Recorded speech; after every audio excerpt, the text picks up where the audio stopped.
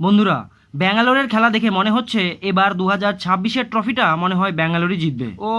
ব্যাঙ্গালোর কাল কি খেলা দেখিয়েছে, সত্যি তাদের কোনো জবাব হয় না। আর ব্যাঙ্গালোরের কপাল এত ভালো যে তারা টসও জেতে আবার ম্যাচও জেতে। আর কালকের ম্যাচে ব্যাঙ্গালোর টসে জিতে লখনৌকে প্রথমে ব্যাট ধরতে পাঠায়। তারপর শুরু থেকেই ব্যাঙ্গালোরের বোলাররা লখনৌয়ের ব্যাটিং এর উপরে ভারী পড়ে। ব্যাঙ্গালোর হেজেলউডকে দিয়ে প্রথম 7 ওভারের মধ্যে 3 ওভারই বল করিয়ে নেয় শুরুতেই।